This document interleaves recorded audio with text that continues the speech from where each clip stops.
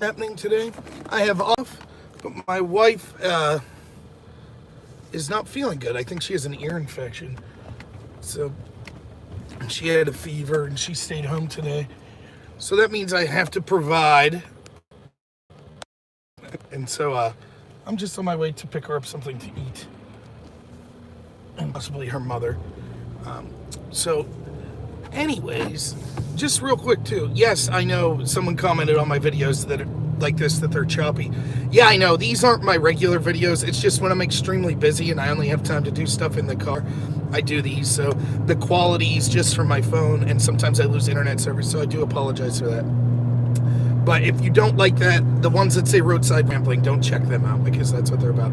Anyways, I really wanted to do a video today, and I'm going to have more difficulty because I'm trying to be nice and take care of my wife on Trump's travel ban, because I think it's a very important thing. And just in general, Trump's speech last night. Now, admittedly, I didn't get to see all of it, but I got the gist. I watched some of it, the highlights, and I got the gist of what's going on. So let's talk about it. The first thing is this. So there's been a lot of people I saw. I think someone who's been really good on the coronavirus is Carlson. And there's been a lot of people I saw that were upset because they feel that Tucker is now fear-mongering, or that sites like Zero Hedge are now fear-mongering, and this is part of the establishment plan. Look, two things could be true at the same time. One, that this is a serious virus worth taking precautions and worth discussing. I think that's true. And second, that there are people that are using this to fearmonger and are giddy about it because they want the economy to collapse and they want to be able to blame Trump. Both of those things can be true simultaneously. And it's something that I've kind of been saying, since we've been talking about the coronavirus, is, take steps to prepare yourself, but don't freak out and, cause yourself, other harm because you're over preparing, or you're over freaked out, or you're causing mental anguish and things like that. So I think the same is true of the coverage of this. And so I think that I was seeing people that were like, oh, I won't tune into Tucker anymore. I'm done with him forever. Or I'm done with Zero Hedge forever. Or I'm done with this independent content creator forever because they talked about the coronavirus and how serious it is. I don't think that's the right attitude to have. Though, clearly, people could do what they want. But I think that Trump's travel ban...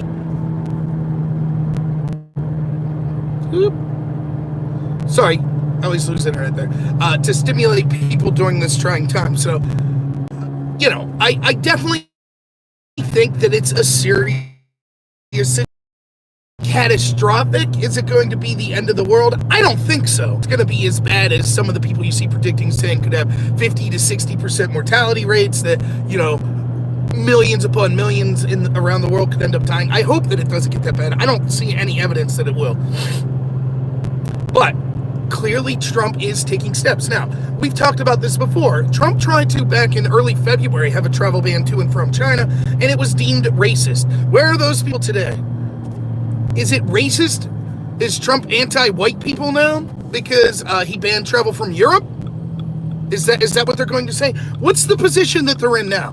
They're in this unique position, the people that want to blame Trump for this, where they're like, oh, he didn't do anything, and now it's just so terrible, and blah, blah, blah, blah, blah, blah, versus, oh, how dare Trump want to lock up the borders and restrict access to travel to places where the disease is prevalent. It's really just this racist, maniacal monster. Remember during the travel ban from with terrorism, with the country that he wanted, they were like, oh, it's just because he hates brown people. It's because he hates Muslims. Oh, he wants a border wall. It's just because he hates brown people. So where's that today? Could it be that maybe all along Trump was just doing what he thought was best for the country? Chagrin the thought, right? But it seems like that's the case. Now, I think that this probably is the right move. Because there's another dirty little secret that people aren't talking about that want to blame Trump. I'm not saying that he did everything perfectly in the United States, but things are way worse in places like Italy. Way worse in places like the UK even. And so he's issued a ban from those places because the virus is spreading so fast there. Now, I thought that their health systems were so much better than the United States. And I see people saying this, oh, if we had universal health care, if we had Medicare for all here, then the coronavirus would be basically a non-issue. That's ridiculous. we see these countries that have a system more like what someone like Bernie Sanders would want, and the problem spreads so much worse there. Why? Well, because demographic differences, like maybe possibly in the case of Italy, an older population. We also see that they had less control over the flow of people. So more of a situation where, for example, in Italy, patient zero was a refugee that refused to quarantine himself, things like that. So it's not the people that are trying to politicize this and say, oh, somehow this is Trump's fault. Then if that's the case, then surely the countries that you praise their leadership, like those in Europe, would be handling it better. And it seems that they're not.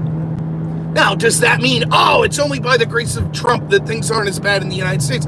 No, the truth is, for as much ire that our medical system gets, and yes, there is improvements that need made, the truth is we're in a better position than a lot of places. So, thank God for that. But, so the travel ban, other things that you see is the NBA suspended the rest of their season for now. You can't travel to and from Europe, at least for 30 days. These are serious things that are going to affect a lot of money. I know I live near Pittsburgh. They canceled the St. Patrick's Day parade here. So it's definitely affecting people's day-to-day lives. But I think that that's probably for the better to be precautious and do things like that. How much effect will it have? I don't know. But I think that at least Trump's trying to do something. And, the idea that those that criticize, I just want to know, what would you have him do? What would you have done better? He tried to have a travel ban early. Everybody said it was racist. I mean, for God's sakes, Jim Acosta's big takeaway, and many other journalists that I saw from last night, was he started his speech saying it was a foreign virus. Well, that's somehow racist. That's what the World Health Organization's focused on. Oh, don't be prejudiced about where the virus came from. Well, it actually came from a World Health Organization facility in Wuhan. So no wonder that the World Health Organization, instead of actually trying to protect people from the disease, are focused on not casting blame where it deserves. Yeah, no wonder. But yeah, that's what they're focused on. Oh, how dare Trump call it a foreign virus? It is a foreign virus. And it's something that, as always, if you're unwilling to talk about exactly what the cause of the problem is, then you're less likely to solve it. You know how Obama wouldn't say, oh, not only did Islam have nothing to do with Islamic terrorist attacks, it had less to do with Islam than any other religion. Barack Obama actually said that at one point. Well, if you don't identify the problem, then you're not going to be able to solve it. It's that simple. So the fact that we see people like Acosta and others, somehow that's the big takeaway, it's ridiculous. Now, there are things, though, that a friend of mine, Carlos, I called, and we were talking about this. One of the things that I haven't heard anyone talk about, which is kind of interesting, is life will go on after the coronavirus. So what are the implications of what life will look like after it? And look, there will be an economic downturn. It will be politicized. We've talked about those sort of things. But what about the positives that we could see? When there's several that could come. One, we could see that it was a huge mistake to outsource all of our manufacturing to China, particularly in the medical field. Huge mistake. Second, hopefully, and this is a negative, but hopefully we could plan accordingly. China will now see that if they want to grind the United States to the halt, all they have to do is release some sort of pandemic. I, in my heart of hearts, don't believe that that's what they did this time. I don't believe it was intentional. I believe that they accidentally, this was probably a weaponized virus they were working on that they accidentally let out.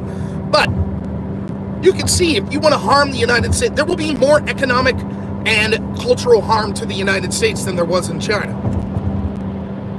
So hopefully the positive we can take from that is understanding the importance of treating China like a geopolitical rival, and the importance of understanding, look, I'm all for free trade. I'm all for encouraging the flow of people. I'm against illegal immigration. I think we have too much immigration. But as far as allowing people in and out of the country, absolutely, I'm all for that. Of course, those are positive things that have came with the advent of technologies like airplanes, internet, whatever, that encourage the flow of people to and from different countries. That's fine. Again, that's not me saying, oh, I want a bunch of immigrants. I disagree with that. But we also have to understand that there are negatives that come with that, and the spread of pandemics and things like disease is part of that. And so while the U.S. needs to be a crucial player in the global economy, it also needs to work on being more self-sufficient when it comes to the important things, such as facing pandemics or manufacturing, the importance of blue-collar working, the importance of creating things, manufacturing things that actually matter and are beneficial to the United States. Instead of just saying, well, we'll just have a bunch of skill jobs in the white-collar sector and we'll import everything from around the world. That's a huge mistake. And so if we get back to a focus on manufacturing, I think that not only will it make the United States a better place to handle something like a pandemic in the future, but it also makes us a better place in terms of providing jobs for people that don't really have skills or interest in getting into the jobs that we're currently seeing people go to university for. It'll encourage things like trade school participation and things like that. And it'll encourage people that I think appreciate hard work and the fact that they're doing things that help the country, and it'll just increase the mental and physical health of the United States in general. So it could potentially be that kind of benefit. Another thing that I was thinking of is, and this is what I was talking to my friend Carlos about, he's called me and he said, what are they going to do now that the genie's out of the bottle when it comes to education? So if you tell a bunch of schools, hey, you don't have to come in anymore, we're going to just cyber school it. We'll have everyone call in at the same time, Skype in at the same time, or use whatever program, and we'll teach the lessons that way. What happens when they find out that works? But it's beyond that. What happens when your company that you work at told you, hey, work at home, and then you worked at home and everything went pretty well? Now, well, clearly, not every company could do this, but a lot of tech companies, a lot of things like that, there's a lot of people working from home, and after this dies down, running for Congress, one of the huge problems I see in Congress is you lose sight of your constituents. You might start off and you're in rural Pennsylvania like I was, and you're like, yeah, I care about the farmers, I care about blue-collar workers, I care about people like me that are in this area. But when you get to Washington, everyone's in this bubble there. You spend all this time in Washington, and then you lose sight of what life's like for your constituents. With the technology we have, why do we need our representatives in Washington all the time? Think of the money it would save, not only for the representatives, but for Congress as a whole, if we use technology to be able to vote in, talk in, do these discussions in online. Yes, you want some kind of secure server, of course. And yes, if it's a big issue like an impeachment vote or something, yes, you want people there. But instead of being there, 180 days a year, whatever that we require people there, what if you only had to be there 30 or 40 days a year, a couple days a month, and then you could do all of your other business from your home office? Now, there's potential problems with this, but I think that it's an interesting thing. And what we're going to see is, I think that the genie's going to get out of the bottle somewhat, and people are going to realize, yeah, there's a lot of stuff that we could do with new technology that we just haven't been forced to do, or we haven't tried, we haven't been innovative enough. But now that people are kind of afraid to go out, or companies are saying you shouldn't congregate, you shouldn't go in these big groups, you shouldn't come into work, and the work's still getting done, or schools are saying we shouldn't have a bunch of people in these schools because of the spread of disease, I think that that could potentially see us in a situation where we get more innovative, and that innovation will be able to save money. It will particularly be beneficial for places like where I live, where you're not in an inner city, and you basically have to move to get connected to an inner city to have a job. Sorry, people are calling me. I'm ending here in a minute anyways. But yeah, so and what I was saying real quick is, if this forces us to get innovative to a situation where we start to learn, hey, there's a lot of stuff that you can do. It helps smaller towns. It helps places that don't have these metropolitan areas where right now you have to go and congregate in these huge areas. And it will also save business. Like, oh, wow, you can save a bunch of money. I don't need this huge office space, necessarily. I don't need to be paying bills for people to come in as often as they do in my workspace because, we learned that we're able to do this in different ways. So, all right, I'm going to try to do more material today. I got a bunch of people calling me from work, unfortunately, so I have to go. But yeah, thanks. Look for me to be doing more material today, some short form videos, and I'm going to try to get a legit live stream in today. But I just wanted to get my thoughts on that in my drive here. So thank you so much, everyone, and have a good one.